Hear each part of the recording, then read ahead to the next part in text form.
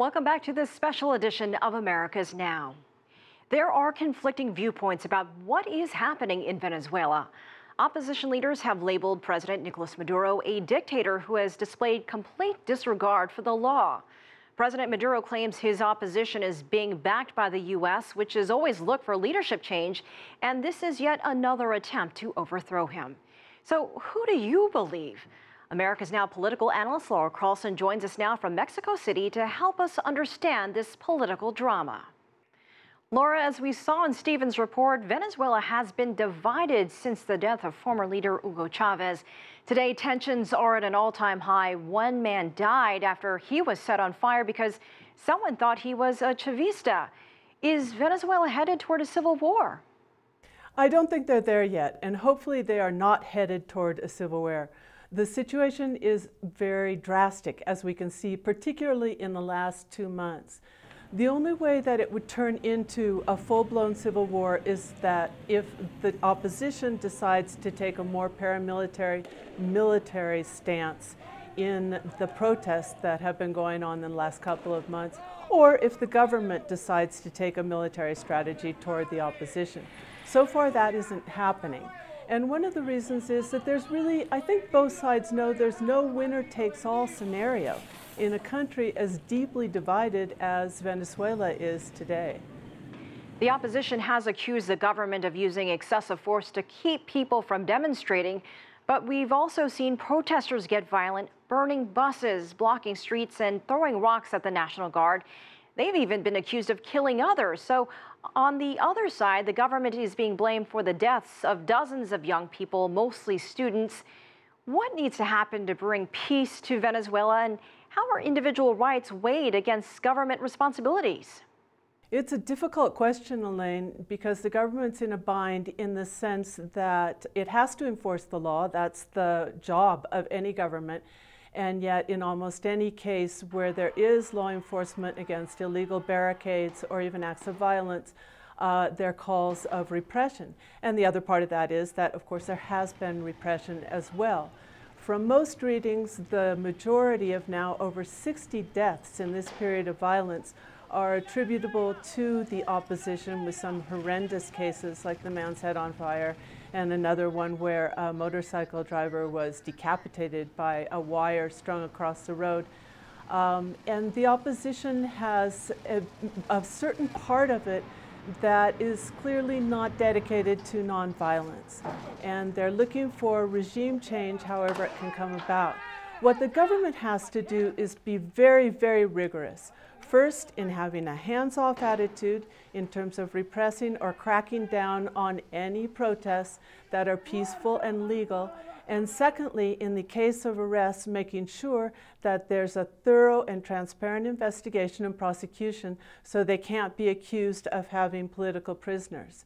So far, both sides have been guilty of upping the violence through these protests, and it seems to be getting worse rather than better. The government claims the opposition is organizing a coup against President Maduro.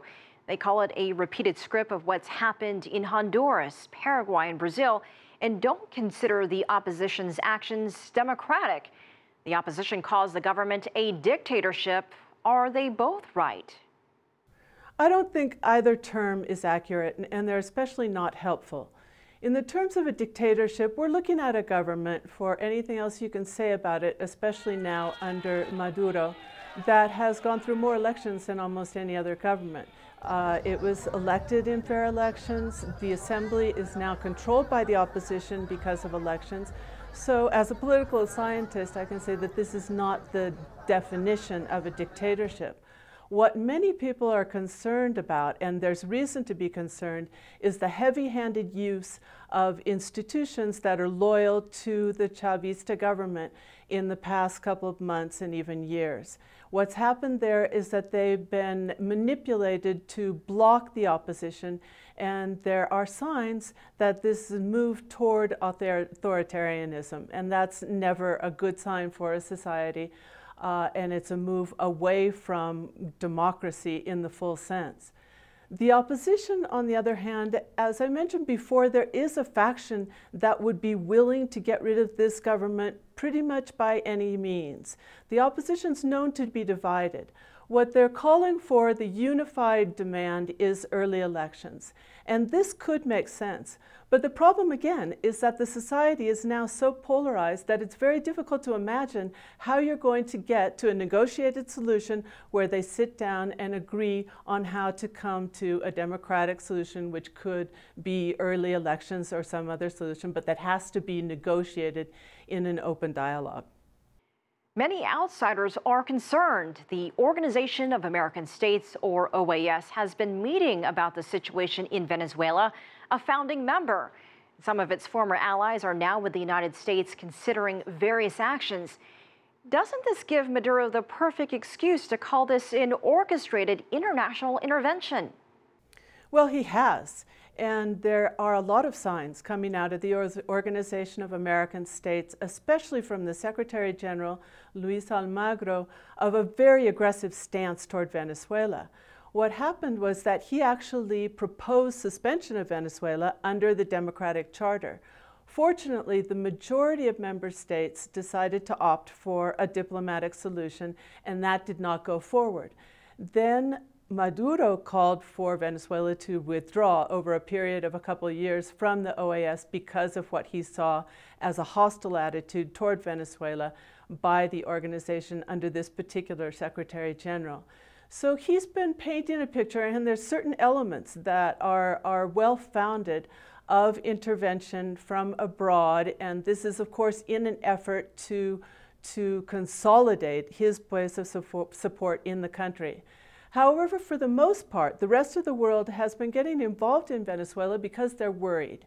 And the majority of the countries, and up to the Pope, who's been very active in calling for mediation and negotiation, are pushing both sides toward a negotiated solution through dialogue.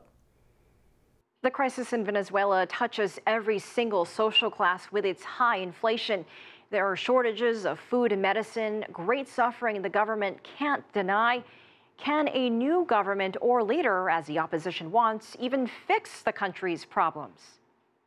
We've seen this happen before, where there's severe economic problems and a new government promises to fix them, and they're unable to make good on those promises, and the country enters into stability crisis again. In the case of Venezuela, there are some options that either this government or a different government, because they're not ideological positions, they're really practical solutions, could take that could go a long ways in fixing the situation, but it's nothing that's going to happen overnight. Some of the consensus that's forming among economists have to do with unifying the exchange system, because there's like 4 different exchange systems with a difference of 600 times, according to some reports, the value of a dollar on the black market and the official exchange rate. This is complicating the situation and making it worse. Related to that is floating the currency to get rid of that difference, and it sounds scary, but there's a growing consensus that this has to be done because that amount of difference is just crazy. It's unsustainable. Another is that eventually the government is going to have to eliminate the subsidies, not all of them, but in particularly if we look at the oil subsidy. The oil subsidy, Venezuelans pay very little at the pumps, and it's become unsustainable in this context. And probably some of the price controls as well, because they're not working at this moment for the poor. Other measures that could be taken are an employment program by the government to offer jobs, and at some point you've got to peg employment to inflation as well. Hopefully when you've begun to get inflation down, because it's so high right now. And then eventually, and this is a much longer term solution, they have to diversify the economy, because this dependency on oil is really the economic trigger when the prices collapsed that led to much of the political crisis we see right now. Now, to carry out these, it's going to be very important to make sure the poor don't get pushed off the brinks because of survival, because they're more poor now, of course, than there were before this all started. And they'd have to have some kind of a system of rationing or access to basic foods before they start to make these adjustments. Lastly, what has happened to all the leftist governments in the region, Argentina, Honduras, Paraguay? Will we see the same in Venezuela? Is this the end of Chavez's revolution? I don't think it's that black and white. I mean, I'm not sure it's even exactly a tendency. We have seen the so-called pink tide turn in recent elections with the governments that you mentioned. And it has to do with that disillusionment with the economy in particular. And there's a common denominator here that Venezuela shares, and that is the reliance on extractive industries. In Brazil, in Argentina, it was when there was a downturn in the international prices of basic commodities that were the backbone of the economy, whether it was soy in Argentina or oil in Venezuela, and commodities in Brazil as well. And when that happened, the political contradictions began to come out, and opposition used the downturn in the economy to make great gains and eventually win elections or take power. Now what we're finding is that, in the irony of it, is that those were governments, center-left or leftist governments, that talked more about state management of economies, and in the end, it was their reliance on international markets that was a major factor in bringing them down. So they need to learn to, again, diversify and not rely so much on this. But we have to take into account as well the fact that there are other governments that have gone the other way. We have Lenín Moreno elected in Ecuador, the left candidate who took over from Rafael Correa. We have Evo Morales strong in Bolivia. And even here in Mexico, we're seeing the rise of López Obrador.